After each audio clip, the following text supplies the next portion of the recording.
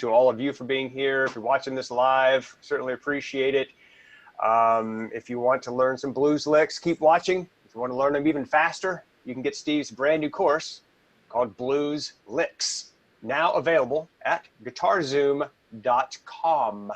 That's guitar, Zoom, Z-O-O-M.com. If someone would be kind enough to put that in the old comments for us, that would be really awesome. And hopefully there's a link around here somewhere you can click on if you want to check out Steve's brand new course. And today we have something cool for you. Is it 5 modern blues licks? It is, yeah. We're going to be looking at 5 kind of out of the ordinary box blues licks that we can certainly consider modern, yes. 5 out of the ordinary box blues licks that are modern.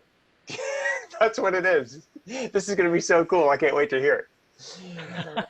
Yep. Lay it on us, dude.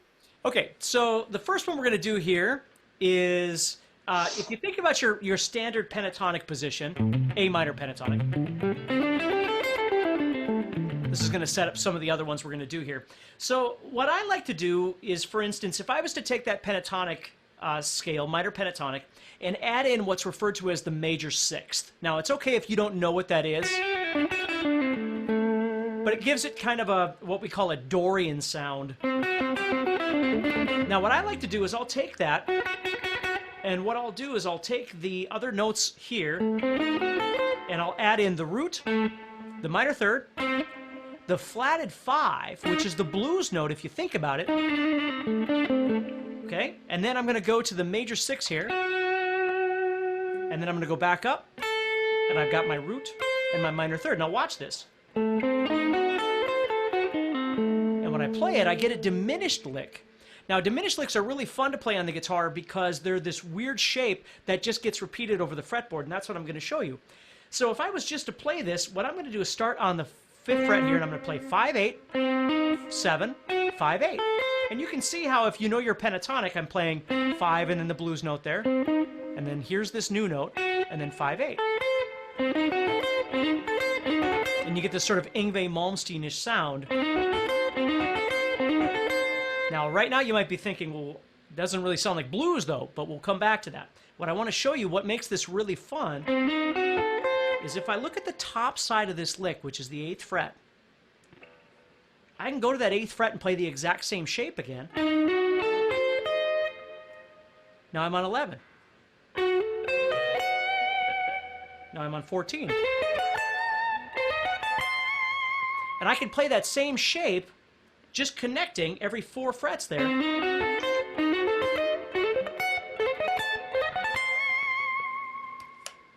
And I get this diminished sound. Now, at any time, what I love to do with this is not just play all of those sequentially up the fretboard, but if I can visualize each one, or at least visualize the ones that are in the positions that I'm familiar with, the box that I know, what I'll do is combine that sound with the traditional pentatonic stuff. And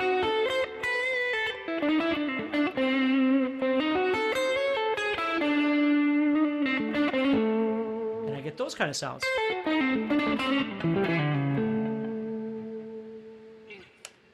Dude, that is a really cool sound, and don't think I've ever seen that before.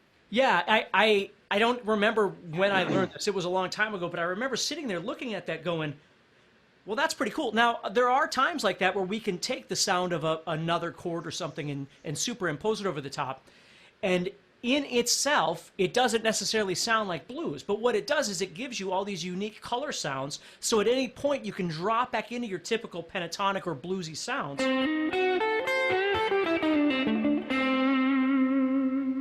And you get this really cool sound.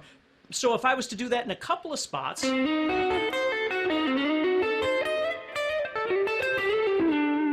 see, I could maybe do something and it pushes me into a new position on the guitar to do something else, you see? So I love to not only learn licks, but then learn what I can call this, I would probably call this like a pattern. And it just superimposed over the top of all the normal things that I could do. So at any point,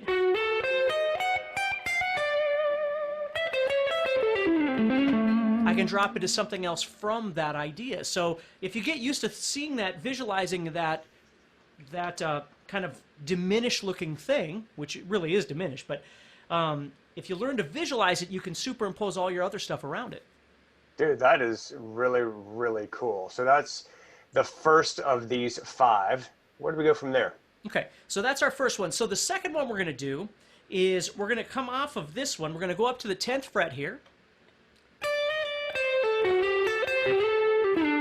And we're going to play that. Now this one again can do lots of different things, but what you're going to notice is, again, it's outside the box. It's not just playing minor pentatonic or major pentatonic or something. It's borrowing all kinds of notes from all kinds of different places. So I'm doing a hammer-on pull-off from 10 to 11, doing my pull-off from 13 to 10, and then right here, I'm playing 11 and 12. And then I go back up to the 10, 13. And then right there, we kind of hit our blues mark again. So I slide from 12 to 14, and it sounds like we're kind of back in blues.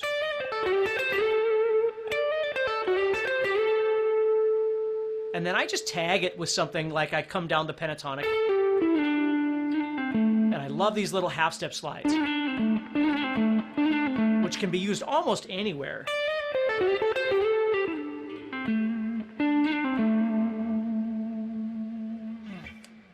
That's amazing, man. The thing I love about this is that it's that kind of ear-bending quality that gives a solo its distinctiveness. Yeah, and that's something that a lot of people struggle with, is when they play, everything is... And I'm not making fun of it, I'm just saying that if all you know is your pentatonic, it's hard to break out of that sound. So the sound, you know, the benefit of the pentatonic is when you play pentatonic, you're not hitting any wrong notes. The downside of the pentatonic is there's really no color in it. You know, that's why bending, sliding, things like that begin to add some color into the pentatonic without actually playing new notes. Because when you bend, you get this, you know, it's not just being here and then being here. It's all that out of tune stuff in between in the bend that makes all of that color, you see? It's not just playing this and this, the two notes. That isn't very exciting. It's all that stuff. So what we learn to do is we've got to find a way of being able to break out of the traditional pentatonic, if you will. And again, I'm not saying that pentatonic is bad, and I'm not saying that we don't all use it. I use it all the time. But if you can expand on the pentatonic, you know, with simple ideas like, you know, other things that you and I have talked about, playing the blues note, the minor to major third, you know, things like that, it sounds really great. So if I stay away from that pentatonic sound for the diminished, for instance, and then drop back in, it sends your head kind of in a spin for just a little while, and then you can come back, you see? So with this second lick, there's some chromatic, if you will, some chromatic elements going on in there, but they're not all based on just blues sounds. Where if I just played all that in a scale, it doesn't really sound that unique. But if I can manipulate those notes, and then of course, again, sort of reedify the fact I'm in blues with that little slide at the end, that kind of brings it all together. It's super cool, man. I love it. So guys, if you want to check out Steve's new course, all about blues licks, it's cleverly titled Blues Licks by Steve Stine. It's available right now, and a whole lot of people have enrolled in that course. It's at guitarzoom.com. What else you got for us, Steve? All right, so the third lick we're going to look at here, again, a few years ago, I started really getting into what are referred to as 2-1-2 patterns, because it's a very modern way of playing arpeggio ideas on the fretboard without just playing root, third, fifth, if you know what that is. And it's okay if you don't. But basically what I'm going to do here is I'm just going to take this idea and sort of superimpose it over that A, this thing, which you can see flows nicely into getting back into the pentatonic. So what I'm playing here is 3 to 7 on the 5th string, and that's my 2 notes. And then on the next string I play a 5. That's my 1 note, which is where the idea of 2-1-2 comes from. I'm playing 2 notes and then 1 note. And then on the next string I'm playing 2 notes, and then 5 on the next string is a 1 note. And then I'm playing 2 notes, 3 to 7. So I'm playing 2, 1, which feels like an arpeggio. You see? And then I do it again. So it's easier to play because you don't wind up, if you've ever done sweeps before on the guitar, you're not barring over things. It's easier to kind of flow across the guitar. And then you see I can drop right back into my A at any time. So you just think of it as 2 string groupings, 3 to 7 and then 5. And then the next one's going to be 4 to 7 and 5. And the next one's going to be 3 to 7. And then I'm actually done right there. Now, all of these notes, again, would have theoretical titles, and I don't want to worry about that right now. What I want you to do is think about the sound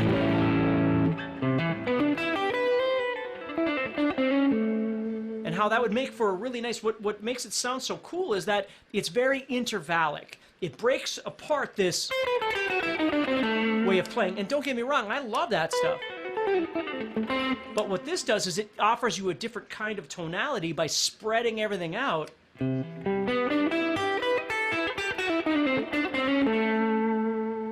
then once you get into that position, you just bop right back into the normal blues stuff that you might normally play. It's so cool sounding, man. I absolutely love it. Now, that's one of the, that's 3 of the 5 licks, yes? Or are we going to, is it 5 or 4? It's 5. Okay.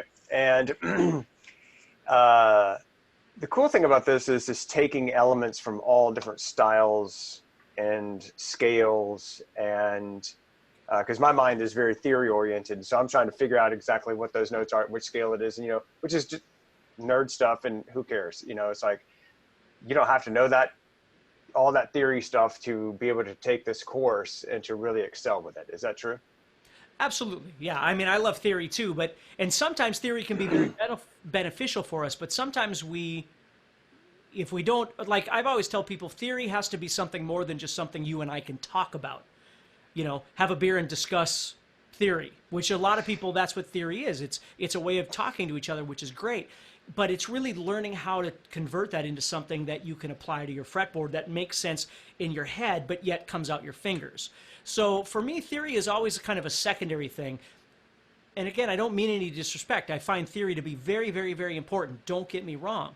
But in this stage, I think if you could learn to play some things that sound like, I'm always telling people, like, there's a difference between sounding like you're practicing and sounding authentic. Authentic to me, I hate to use the word professional because that means like you're getting paid or something stupid like that. I just mean you've been in a music store or you've been at a performance where you hear somebody play the guitar and you go, yep, they sound good. That's the way it's supposed to sound. And then there's other times that you hear people and you go, oh, they're practicing. They're obviously working on something, right? And the trick is to try and get to a place in your playing where when you play, people just accept it as music. It's not because it's fast or slow or complicating or simple. It's none of those things. It's just, you look at B.B. King, he was a very simple player, but when he played, you heard music. You didn't hear him practicing, you heard him play. And so that's what I think about all these sorts of things is, if you like that diminished idea,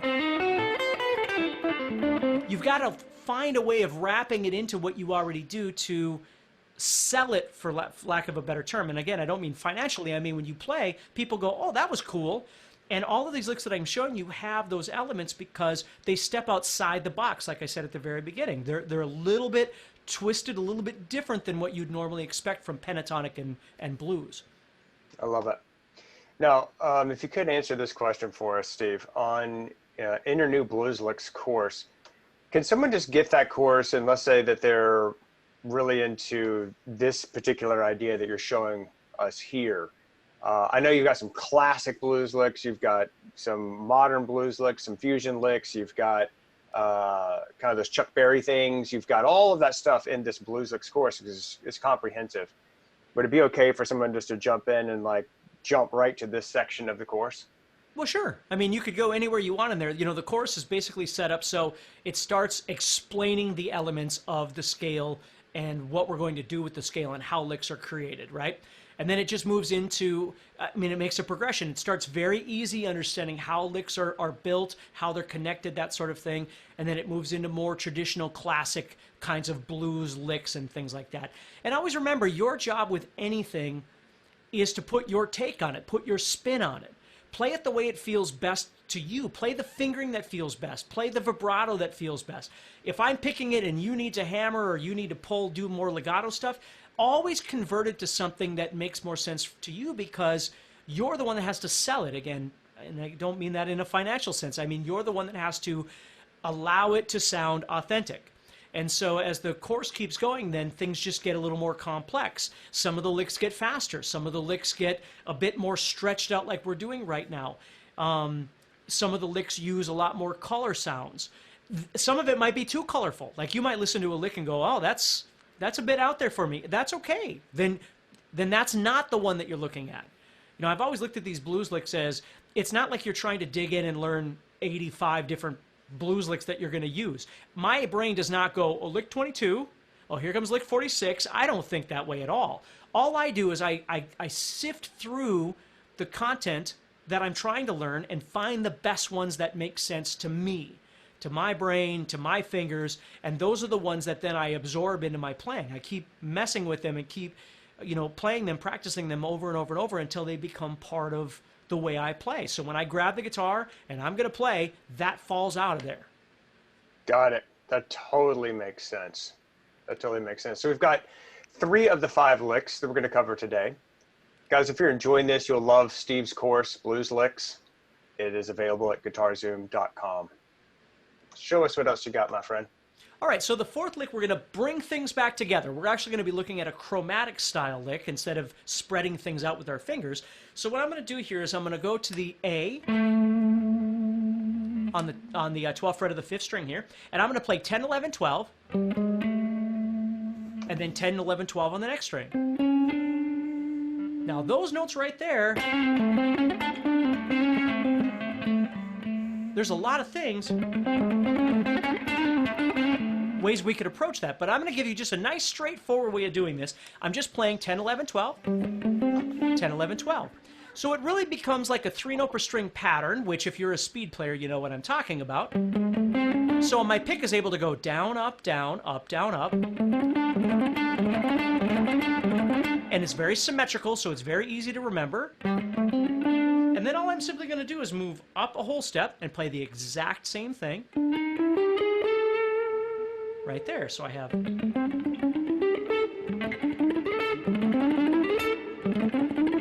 So it makes for a cool, well, I'm not done, but it makes for a cool little lick that's a little bit easier to play. You know, it's not spread out all over the place. It's just straightforward using these 3 fingers. And then you decide how you want to play it. Do you want to play it fast? Do you want to play it slow? And then what I'm going to do here is I'm going to move up a whole step again. So now I'm on 14. Now the difference here is on the next string, I got to move up to 15 because of the tuning of these 2 strings. So I'm going to play 15, 16, 17. So that one requires me to kind of shift over there. So I have 3 groupings of 6 notes. And then I end with 15, 16, 17, which is what I started on. And again, I'm ending on the A. Have that chromatic kind of bluesy sound.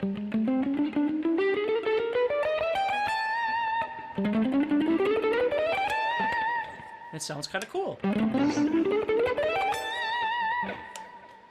That is like the bipolar opposite of the intervallic thing that you showed us just last time. Exactly, and one may make more or less sense to you know, a certain player, and feel better than one. Like this one requires more of a kind of a sweeping control of your pick, kind of playing. Where this one is kind of down and dirty. You know, you can always make a million things with it, but that's the basic idea. So, it's super cool. Can you give us an idea of how, well, at least in my mind, I was thinking when you just showed us that last lick number 4, you wouldn't have to put all of that together. No, You you just never. choose like Yeah, some absolutely. of it. And that's the thing. It's just like the diminished idea. You can build them like sometimes what we wind up with as guitar players is we wind up with a lot of little licks. And sometimes you want something that goes, dude, I always think like that old rock star or what was that game where you had the guitar and you had the drums, that video game? You know what I'm talking about? I wasn't a big gamer. Okay, but you could have the fake guitar and you'd move the things and press the buttons. Everybody knows what I'm talking about. But the drums, you could win extra points if you just played whatever drum fill. But if you hit the cymbal on the very last thing, you get the points. You get bonus points. So that's a kind of a prime example of wanting a lick that's longer, and instead of just having where you're just doing 3 or 4 notes and it's just that thing. Sometimes you want something that's longer that fills more space, and that's what a lick like this and many other licks, but this is the one we're focusing on now, that they do. But at any time, any of those licks can be broken down into just individual pieces. So let's say I was playing this lick I did for you earlier.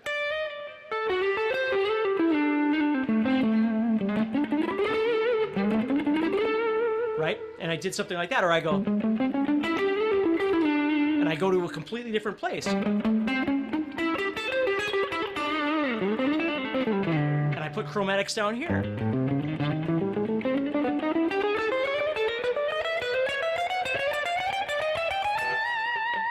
You know?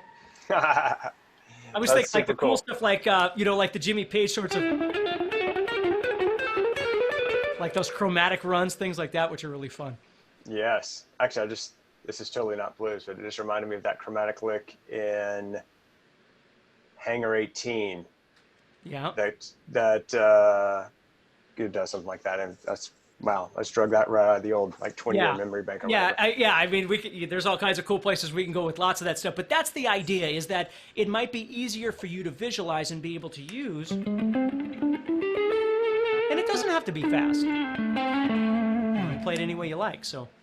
That's a great point, actually. It doesn't have to be fast. Just because you can play it fast, it doesn't mean you have to play it fast. Very cool. All right, dude. So this is really awesome. Are we up to lick number 5 now? Yep, this is the last lick. The last lick. I'm a little bit sad right now. I'm about to shed a tear. Don't let it end. No, this is good. So so this is lick number 5 of these kind of modern. I don't really love the word modern because it's like a fusion thing. It's like this ear bending thing. It makes it a lot. It's just something you can just pull out of the air and like incorporate into your solo that just makes the person go, what? You know, makes it musical. It doesn't just sound like a scale. I don't know. It's hard to describe, man. We're musicians. We have to hear it, which I think is cool. So show us lick number 5. Okay, so with lick number 5, I'm going to go back to this shaped idea of the diminished. Okay, but instead of playing 5, 8, 7, 5, 8, what I'm going to do is I'm going to convert this 8, 7, and 8. I'm going to move that up a half step, and it becomes an A7 chord. So I'm actually playing 9, 8, 9, which is what it really should be. Okay, but I'm going to keep the bottom end very similar. So now what I've got is I've got this big stretch from 5 to 9, and I've got this 8 right here. So remember, diminished looked like this. It was going from 8 to 5 to 7. Well, what I've did is I've expanded that out now. And of course, I'll do stuff like that too, but that's a whole other story. So we're going to keep going here. So I come down that. There's my next 9, right? And then what I do here is drop down to that 6 instead. So I'm keeping kind of this major sound now. But if you look at the shape, they're very similar to each other. So I'm playing 6, 9, 8, 5, 9.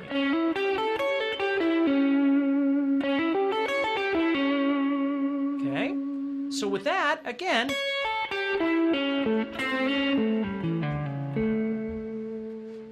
see how I just follow that? Ooh, that was sweet.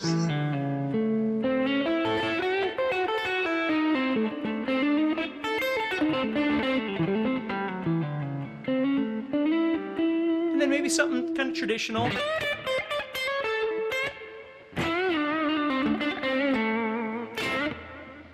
then drop into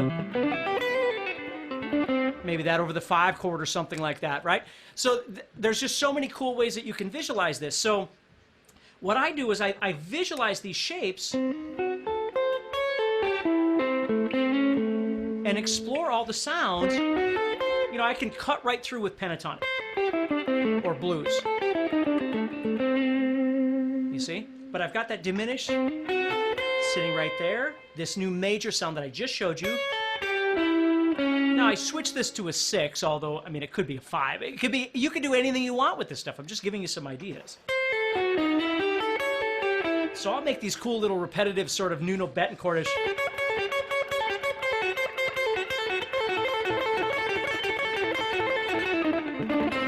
You know, kind of things where you're moving back and forth. You know, maybe over the 4 chord you're doing this. Over the 1. You move it up like that, you know. I mean, there's lots of really neat ways that you can use these.